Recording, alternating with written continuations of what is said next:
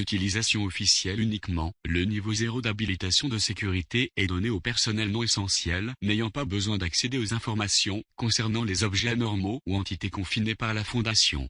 L'accès de niveau 0 est généralement attribué au personnel administratif non sécurisé, à la logistique, ou à des postes d'entretien des installations qui n'ont pas accès aux données sensibles.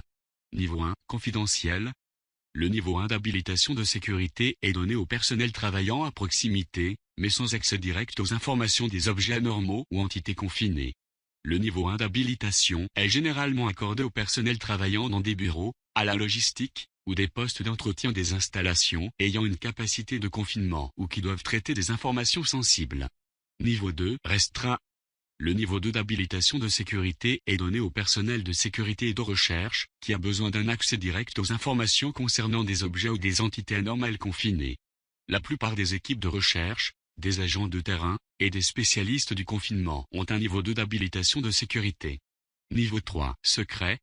Le niveau 3 d'habilitation de sécurité est donné au personnel supérieur de sécurité et de recherche, qui a besoin d'informations en profondeur concernant la source, comme les circonstances de la récupération, ou la planification à long terme du confinement d'un objet ou d'une entité anormale. La plupart des superviseurs de l'équipe de recherche, des directeurs de projet, des officiers de sécurité, des membres des équipes d'intervention, et des forces d'intervention mobiles (FIM) agissent avec un niveau 3 d'habilitation de sécurité. Niveau 4, top secret. Le niveau 4 d'habilitation de sécurité est donné au personnel supérieur de l'administration, qui a besoin d'un accès à l'ensemble du site et ou des renseignements territoriaux, tels que des données stratégiques à long terme, concernant les opérations et les projets de recherche de la Fondation. Le niveau 4 d'habilitation de sécurité est habituellement accordé uniquement au directeur de site, au directeur de la sécurité, et au commandant des FIM. Niveau 5, Tomiel. Le niveau 5 d'habilitation de sécurité est donné au plus haut gradé du personnel administratif de la Fondation et accorde un accès illimité à toutes les données stratégiques, et également aux données sensibles. Le niveau 5 d'habilitation de sécurité est normalement donné seulement aux membres du Conseil des O5. Classification du personnel. Les classes sont assignées aux membres du personnel en se basant sur leur proximité avec les phénomènes, entités, ou objets potentiellement dangereux. Classe A. Le personnel de classe est celui jugé vital aux opérations stratégiques de la Fondation, et qui ne doit sous aucune circonstance s'approcher des anomalies. Lorsque les circonstances font que le personnel de classe A doit être à proximité directe d'anomalies, par exemple dans le cas d'installations contenant des unités de confinement, le personnel de classe A ne doit pas accéder aux zones de cette installation contenant les anomalies, et doit être gardé dans les zones sécurisées en toutes circonstances. En cas d'urgence, le personnel de classe A doit être immédiatement évacué dans un endroit prédéfini, sécurisé, et hors du site. Les membres du Conseil des O5 font toujours partie du personnel de classe A classe B. Le personnel de classe B est celui jugé essentiel aux opérations locales de la Fondation, et ne doit de préférence accéder qu'à des objets, entités, phénomènes normaux, qui ont passé une période de quarantaine et ont été débarrassés de n'importe quel effet potentiel mémétique ou affectant les perceptions cognitives. Dans l'éventualité d'une brèche de confinement ou d'une action hostile envers des installations de la Fondation, le personnel de classe B doit être évacué dans un endroit prédéfini, sécurisé, et hors du site au plus vite. Classe C. Le personnel de classe C est celui qui a un accès direct à la plupart des anomalies, qui n'ont pas été strictement définies comme hostiles ou dangereuses. Le personnel de classe C qui a pu être en contact avec des objets ayant potentiellement des propriétés mémétiques ou affectant les perceptions cognitives doit être sujet à une quarantaine obligatoire, ainsi qu'à une évaluation psychiatrique si celle-ci est estimée nécessaire par le personnel de sécurité. Dans le cas d'une brèche de confinement, ou d'une action hostile envers une installation de la Fondation, le personnel de classe C autre que le personnel combattant doit être amené et placé en sécurité dans les zones de confinement et de protection du personnel, ou être évacué à la discrétion du personnel de sécurité du site dans le cas d'une brèche, concernant un site entier, ou d'une catastrophe de même envergure. Classe D. Le personnel de classe D est le personnel renouvelable utilisé pour manipuler des anomalies extrêmement dangereuses, et n'est pas autorisé à rentrer en contact avec le personnel de classe A ou de classe B. Le personnel de classe D est généralement recruté à travers le monde parmi les rangs de prisonniers condamnés pour des crimes violents, particulièrement ceux ayant entraîné la mort.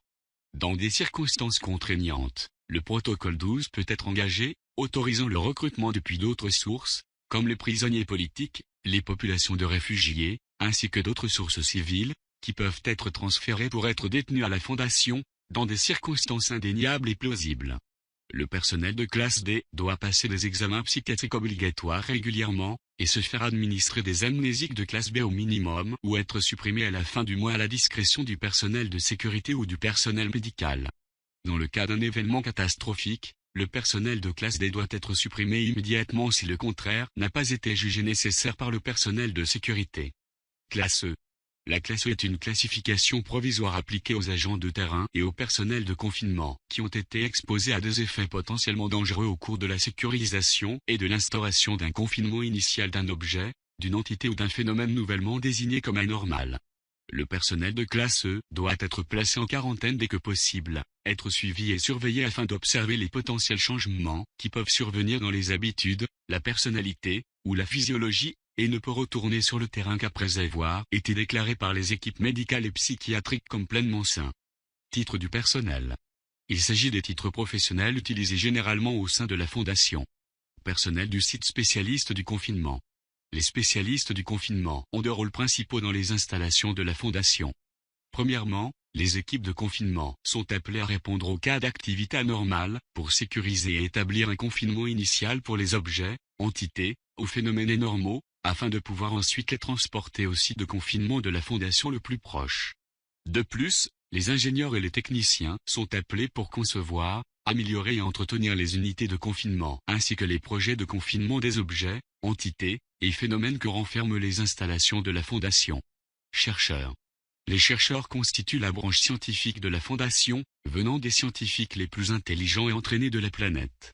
Avec des spécialistes dans tous les champs de compétences imaginables, de la chimie et la botanique à des sujets plus ésotériques comme la physique théorique ou la xénobiologie, le but des projets de recherche de la Fondation est de pouvoir mieux comprendre les anomalies inexpliquées et leur fonctionnement. Officiers de sécurité. Les officiers de sécurité des sites, souvent nommés simplement gardes, de la Fondation ont pour mission de maintenir la sécurité physique, ainsi que la sécurité d'information des projets, des opérations, et du personnel de la Fondation. Principalement recrutés dans le milieu militaire, les milieux policiers et de détention, les officiers de sécurité sont entraînés dans le maniement de tous les types d'armes conventionnelles, ainsi que dans une grande variété de plans de contingence, couvrant la plupart des incidents pouvant mener à une brèche de confinement, comme par exemple une action hostile envers la Fondation. Ce personnel est également responsable de la sécurité de l'information, comme s'assurer que les documents sensibles ne soient pas égarés et que les ordinateurs des installations soient sécurisés face à des intrusions de l'extérieur. Ils sont, de plus, souvent en première ligne de défense contre les forces hostiles de l'extérieur envers les installations de la Fondation. Agents d'intervention tactique. Les équipes d'intervention, ou équipes tactiques, sont des équipes de combat hautement entraînées lourdement armées dont le but est d'escorter les équipes de confinement quand des entités anormales dangereuses ou des groupes d'intérêts hostiles sont impliqués, et de défendre les installations de la Fondation contre des actions hostiles. Les équipes d'intervention sont pour la plupart des unités militaires en poste, dans les plus importantes installations de la Fondation, prêtes à se déployer à tout moment. Personnel de terrain. Agents de terrain.